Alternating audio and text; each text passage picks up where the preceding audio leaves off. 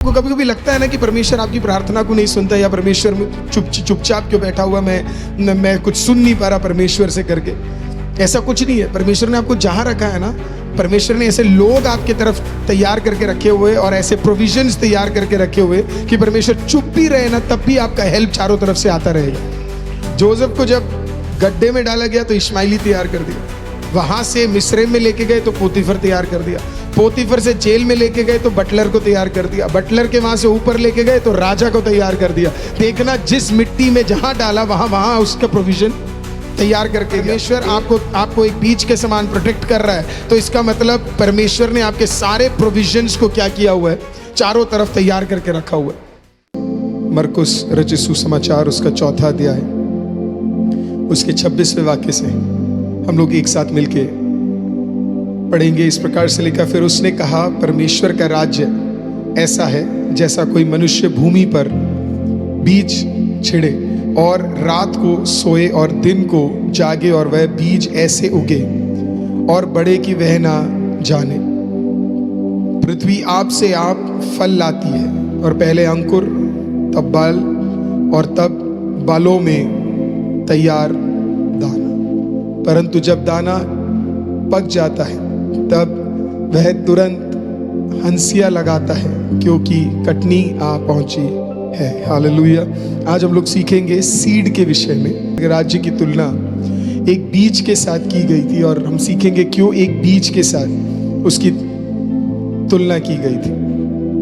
बीज देखने में बड़ा छोटा लगता है, इतना इंपॉर्टेंट लगता नहीं है क्योंकि उसका साइज बड़ा छोटा होता है, लेकिन बीज के अंदर की कैपेसिटी बीज के साइज पे मैटर नहीं होती है। कई लोग हमारे साइज को देखकर सोचते हैं कि हमारी कैपेसिटी इतनी है करके, और इसी के लिए शायद परमेश्वर ने एक बीज को इसके लिए उठाया, क्योंकि परमेश्वर ये दिखाना चाहता था कि हमारा आउटवर्ड कभी मैटर नहीं करता, हमेशा जो ताकत है वो अंदर से आती है। परमेश्वर ने जिस किसी को भी चुना, चाहे वो जोसेफ हो, चाहे वो दाऊद हो, चाहे वो आइजाया हो, चाहे वो 13 साल का जरमाया हो, जिसको भी चुना, हर व्यक्ति में एक खासियत है, चाहे वो उनका इकलौता पुत्र प्रभु यीशु मसीह क्यों ना। हर व्यक्ति को जब आप देखेंगे जो पिता की ओर से आए या परमेश्वर ने उपयोग किया, उनके आउटसाइड को आप देखेंगे तो आपको कभी नहीं लगेगा कि ये कुछ बड़े कामों को कर पाएंगे करके, लेकिन इनके अंदर एक ऐसा अभिषेक होता है ना, वो एक सीजन में दिखता नहीं। और सीडीसी के लिए इंपॉर्टेंट है, बिकॉज है ना, आपका साइज डिफाइन नहीं करता कि आपकी कैपेसिटी क्या है करके। तो एक सीजन के लिए परमेश्वर क्या करता है पता है, आपको बीज के समान रखता है। और पहला स्टेज बीज का, उसे कहते हैं स्कैटरिंग। स्कैटरिंग का मतलब क्या होता है, बीज को लिया जाता है और फेंका जाता है, एक एक जगह पे उसे डाला जाता है। हम में से हर कोई व्यक्ति एक दूसरे को कॉपी करना चाहता है, लेकिन परमेश्वर हमें एक ही जगह पे रखता ही नहीं है। परमेश्वर हमें स्कैटर करके रखता है, अलग अलग जगहों पे हमें रखता है। अब जब स्कैटर करा है तो हमें नहीं पता कि भाई इधर क्या होने वाला है, किस प्रकार से होने वाला है, बीज को नहीं पता।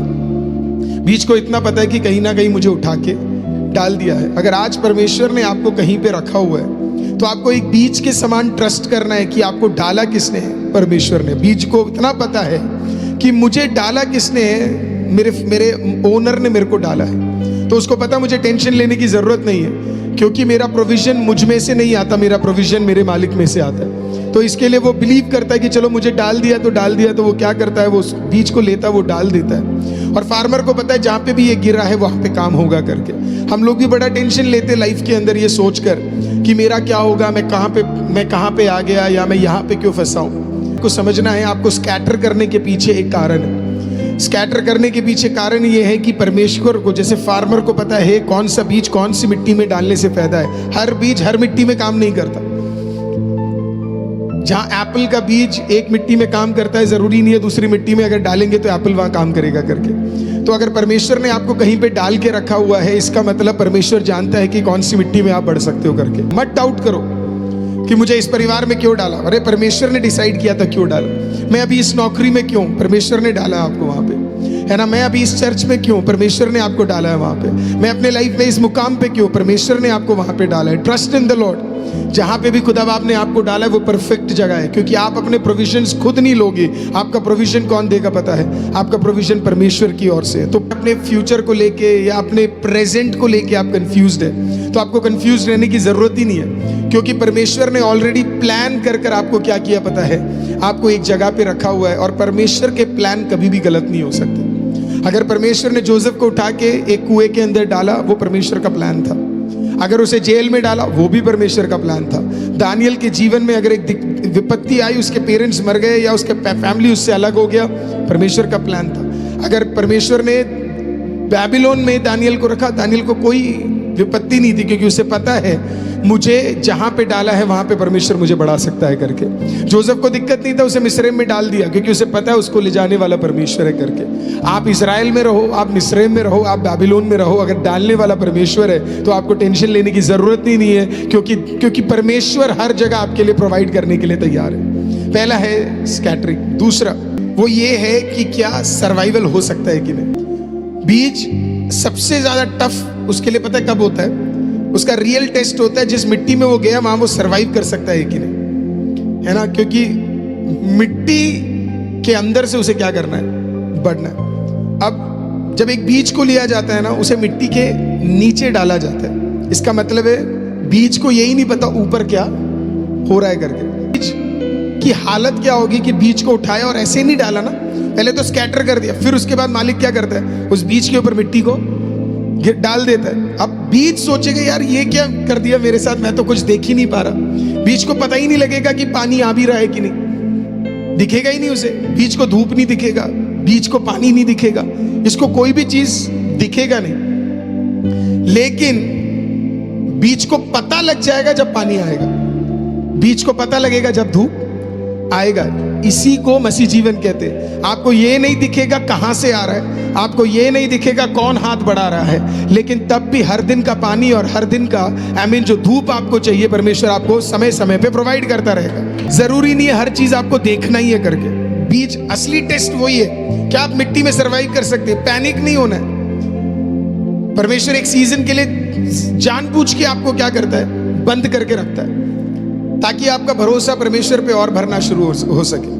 टाइम टाइम पे जो जरूरत है परमेश्वर वो आपको देगा। अब मिट्टी के अंदर कई और चीजें, जब आपको बंद कर दिया जाता है, मिट्टी के अंदर कई सारे वर्म्स भी होते हैं, बीज के खिलाफ कार्य करने वाले कई सारी चीजें भी होती हैं। इसी के लिए थर्ड स्टेज प्रोटेक्शन है। बीज को क्या है? एक प्रोटेक्शन से जाना है, उसे लड़ना पड़ता है सर्वाइवल के लिए। अब मिट्टी के अंदर कई सारे वर्म्स होंगे, मिट्टी के अंदर अगर प्रॉपर पोषण नहीं है तो वो दिक्कत कर सकता है।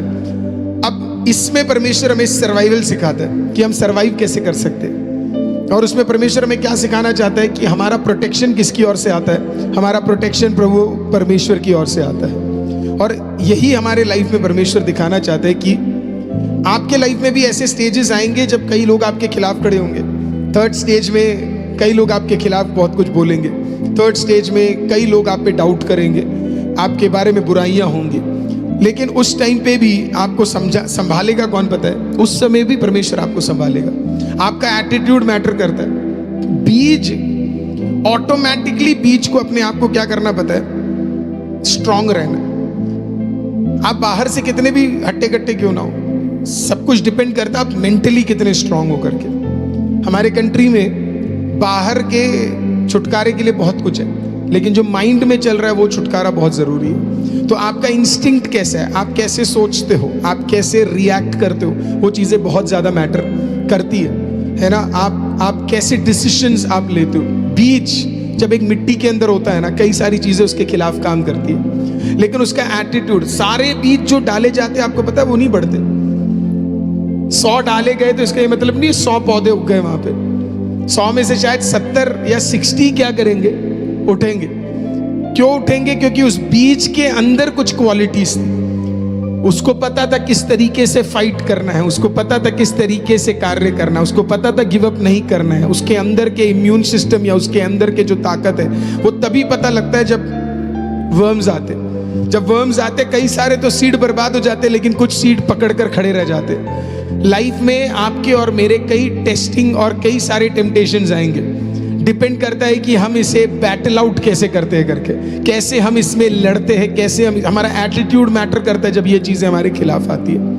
अगर हमारा एटीट्यूड सही है तो हम इसमें से पार होकर बाहर निकल के चले जाएंगे। अगर एटीट्यूड सही नहीं है तो इसके अंदर हम दब के ख़त्म हो जाएंगे। लेकिन इन सब चीज़ों में एक चीज़ आपको समझना ये ज़रूरी है, कभी कभी अगर बीज कमज़ोर भी पड़ जाए ना तो प्रोटेक्शन कहीं ना कहीं वहाँ से मिल भी जाती है। क्योंकि कहीं ना कहीं अगर बीज दिक्कत से गुजर रहा है ना, अगर आप एक छोटे से पौधे को देखेंगे, अगर उसमें थोड़ी सी भी मुरझाहट होती है ना तो उसका मालिक क्या करता है, या तो उसको एक्स्ट्रा पानी देता है, या उसको धूप ज़रूरत है तो धूप उठा के उस जगह पे रख देता है, नहीं तो उसको खाद की ज़रूरत है तो खाद देता है। तो तीसरे स्टेज में अगर कहीं ना कहीं आप थोड़े कमज़ोर पड़ भी गए तो कोई ना कोई आपको क्या करेगा, मदद करने के लिए भी कोई ना कोई आएगा। और अगर हम मसीह जीवन में देखेंगे तो हम तो वैसे भी अकेले नहीं, खुदावन तो हमारे साथ है ही है, और उसके बदले में परमेश्वर हमें स्वर्गदूतों को भी क्या करता है, प्रोटेक्शन के लिए और मदद के लिए भेजता है। हमारे डिस्पोजल इतने सारे लोगों को परमेश्वर ने तैयार करके रखा हो कि हम सोच भी नहीं सकते। और यही परमेश्वर का सबसे बड़ा क्वालिटी है कि एक तरफ परमेश्वर हमें स्ट्रांग बना रहा है, दूसरी तरफ अगर हम थोड़े से कमजोर पड़ भी गए तो परमेश्वर ने कुछ लोगों को हमारे लिए तैयार करके रखा हुआ है। आपको समझना है कि परमेश्वर एक बीच का सबसे कठिन पीरियड वो प्रोटेक्शन का ही है, क्योंकि शैतान को अगर एक बार पता लग गया ना ये बीज बढ़ सकता है तो वो उसको कैसे ना कैसे खत्म करने की कोशिश करेगा। अगर कहीं भी शैतान को भनक लग जाए ना ये स्वर्ग राज्य के लिए काम आता है तो उसके पीछे पड़ जाएगा। मैं हमेशा बोलता हूँ अगर आपके लाइफ में प्रॉब्लम्स नहीं है तो आपको टेंशन में आ जाना चाहिए कि मेरे लाइफ में प्रॉब्लम्स क्यों नहीं है, इसका मतलब कहीं ना कहीं शैतान को मुझसे फर्क नहीं पड़ रहा है करके। अगर आपके लाइफ में अटैक्स नहीं है, स्पिरिचुअल अटैक्स नहीं आ रहे तो इसका मतलब शैतान कह रहा है कि इससे हमें कोई मतलब नहीं है तो खुद ही गिर जाएगा, इससे हमें टेंशन की जरूरत है ही नहीं, तो खुद ही गिर जाएगा, ये तो वैसे ही उल्टे सीधे काम कर रहे हैं तो ऐसे ही गिर जाएगा, इससे हमें टेंशन लेने की जरूरत बिल्कुल भी नहीं है। लेकिन अगर आपके लाइफ में स्पिरिचुअल अटैक्स आ रहे हैं और शैतान आपके पीछे पड़ा हुआ है, इसका मतलब उसको डर है आपसे, उसको कहीं ना कहीं आपके डेस्टिनी से बड़ा घबराहट सा हो रहा है, उसे पता है कि आप कुछ कर बैठोगे करके। और शैतान बहुत जबरदस्त है ना, मैं हमेशा कहता हूँ वो ना चीजों को ना जल्दी पहचान जाता है, उसे पता है चीजें, इज अ वेरी वाइज है, बड़ा है ना, बहुत ज्यादा नहीं है पर है, वाइज तो है।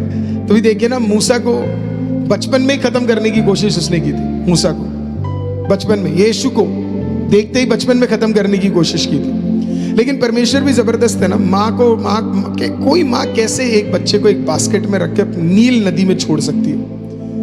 मैं इतना सोचता हूँ उसके बारे में कि कौन सी मदर ऐसे करेगी। मुझे नहीं लगता किसी मदर में इतना ताकत होगा कि वो भी नील नदी में, क्योंकि 100% वो बास्केट क्या है, पलटेगा ही पलटेगा, क्योंकि इतना स्टेबल नहीं था वो, उसकी लहरों के कारण वो 100% पलटेगा।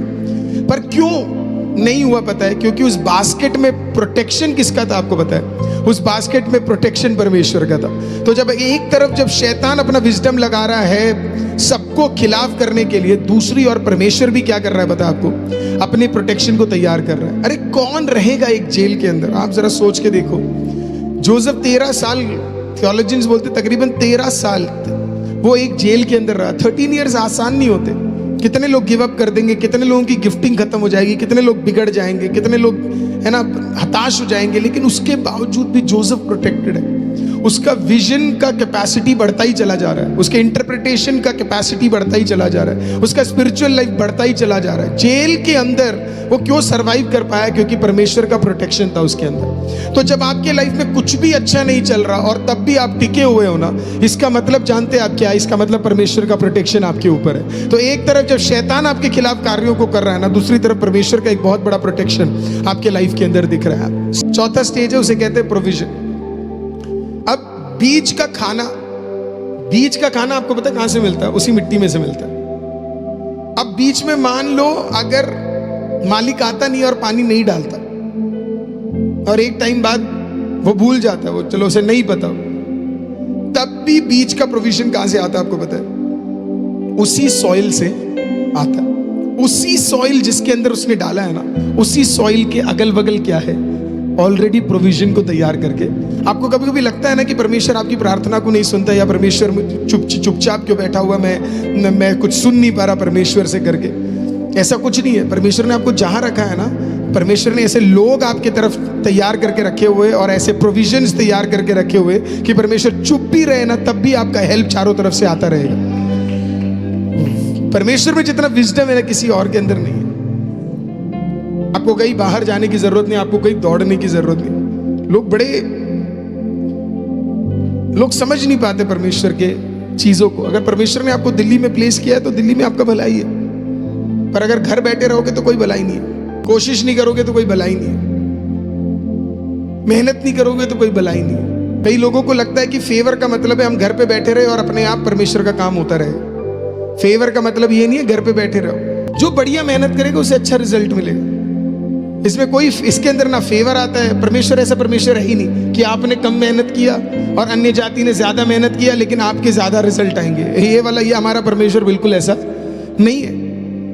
God doesn't do stuffs like that, क्योंकि वो एक राइट जज है।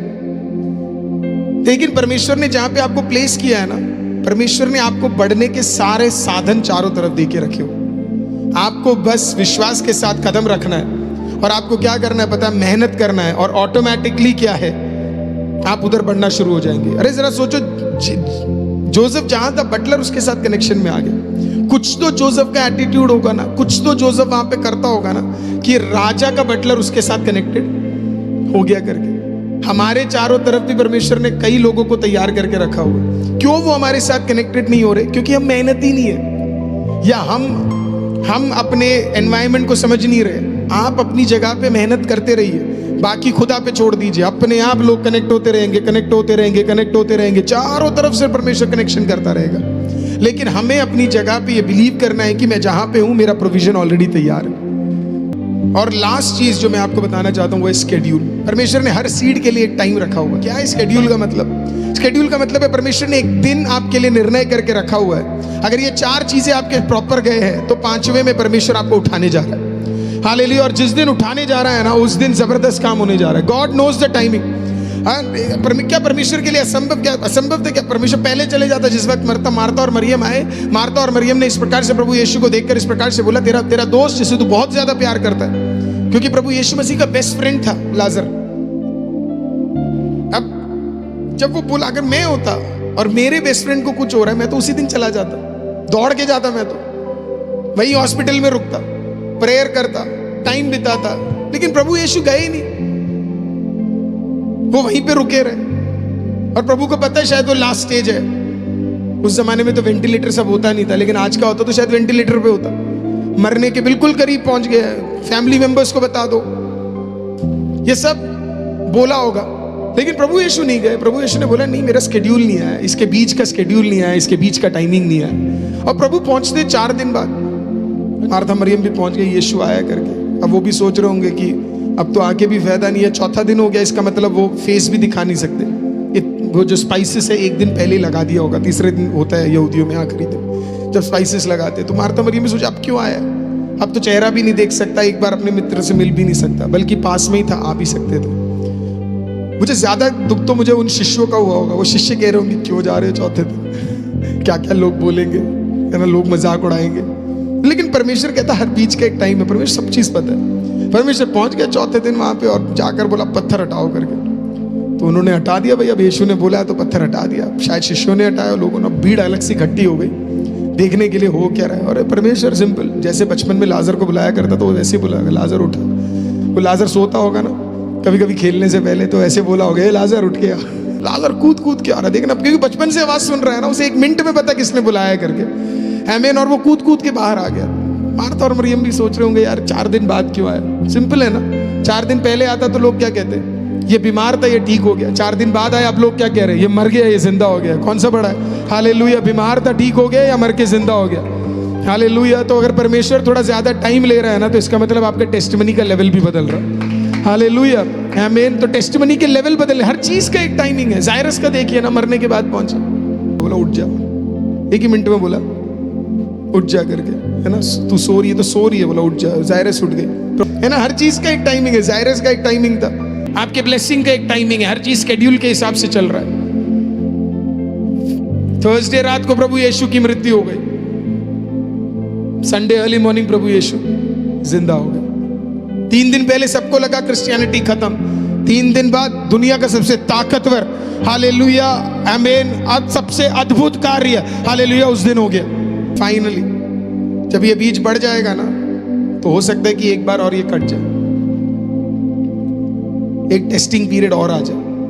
लेकिन उसके लिए सिर्फ इतना मैं बताना चाहता हूं, अगर लाइफ में एक और बार आप बढ़ गए और एक टेस्टिंग पीरियड आ गया, तो आयुब की किताब 14 अध्याय 7वां वाक्य कभी मत भूलना। हर बीज का एक आशा है, चाहे उसे काट भी दिया जाए फिर भी वो क्या करेगा, पनपेगा। हालेलुया, आमीन। क्योंकि परमेश्वर ने तुझे ऊपर उठाने से पहले नीचे को उठाया। हालेलुया। इसके लिए कभी कभी अगर आप कटे भी हो, कभी कभी हो सकता है आपको काट भी दिया गया हो, या आपके लाइफ में एक टेस्टिंग पीरियड आ गया हो, याद रखिए परमेश्वर ने आपको इतना मजबूत बनाया है कि आपके ऊपर की डालियों को तो काट सकते हैं, लेकिन आपके जड़ों को हटाने का ताकत शैतान में नहीं है। और अगर जड़ मजबूत है खुदा के अंदर, तो तू फिर पनपेगा, फिर बढ़ेगा, और फिर फलवंत होगा, और फिर आशीषित होगा, किसी के लिए छायावान बनेगा, और फिर से परमेश्वर के नाम में उठेगा। हालेलुया। उन्होंने यीशु को तो खत्म कर दिया लेकिन क्रिस्त को नहीं कर पाए। यही कॉन्सेप्ट है। यीशु के शरीर को तो खत्म कर दिया लेकिन अनॉइंटिंग का क्या करोगे? हालेलुया। अनॉइंटिंग तो पिता परमेश्वर ने दिया था। हालेलुया। तुमने क्रूस पर यीशु को तो चढ़ा दिया, लेकिन उस क्रिस्त का क्या करोगे? हालेलुया। जो अभी भी अंदर जिंदा बैठा हुआ था, हालेलुया, उसका क्या करोगे? वो तो वापस पनपेगा ही ना। हालेलुया। इसी के लिए तो तीसरे दिन यीशु जिंदा होकर बाहर निकल कर आया। इसी के लिए शैतान के सर को उसने कुचल दिया। इसी के लिए पाताल की कुंजी उसने अपने हाथों में रख दी। और इसी के लिए यूहन्ना को आकर इस प्रकार से बोलता है, मैं ही अल्फा और मैं ही ओमेगा हूं, मैं ही शुरुआत और मैं ही अंत हूं। सारा अधिकार आज से मेरे पास है। हालेलुया। तीनों मंडलों के ऊपर अधिकार मैं रखता हूं। सारी कुंजियां मेरे पास है। मैं जो खोलूंगा कोई और बंद नहीं कर सकता, और मैं जो बंद करूंगा वो कोई और खोल नहीं सकता। हालेलुया। आज तीनों लोक के ऊपर, हालेलुया, अधिकार रखने वाला परमेश्वर। आमीन। बीच का एक समय है, तेरा एक समय है। अगर तू टिक गया, काटा भी जाए, अगर अभिषेक तेरे अंदर है, तू प्रोसेस में गुजरा है, तू नीचे बढ़ा है, हालेलुया, तेरे को परमेश्वर ने, हालेलुया, संभाल के रखा है, तो चाहे कुछ भी क्यों ना हो, आप भलाई देखेंगे। Praise the Lord everyone. अगर आप हमें सपोर्ट करना चाहते हैं तो आपकी प्रार्थनाएं और आर्थिक सहयोग हमें प्रभु का कार्य और प्रभावी तरीके से करने के लिए मदद करेगी। हमारे साथ पार्टनर होने के लिए हमारे दिए गए बैंक डिटेल्स, UPI ID और QR कोड के थ्रू आप हमें सपोर्ट कर सकते हैं। और हमारा YouTube चैनल ज्वाइन करना मत भूलिएगा, ताकि और भी अधिक संदेश आप तक पहुंचते रहे। और हमारे बाकी पेजेस, हमारा फेसबुक का पेज, हमारा इंस्टाग्राम का पेज फॉलो करना मत भूलिएगा, ताकि और भी अपडेट और परमेश्वर के आत्मिक वचन आप तक पहुंचते रहे। आपका सहयोग और सहभागिता हमें परमेश्वर के कार्य को विस्तार में बढ़ाने में मदद करेगी। प्रभु आपको आशीष दे। शालोम।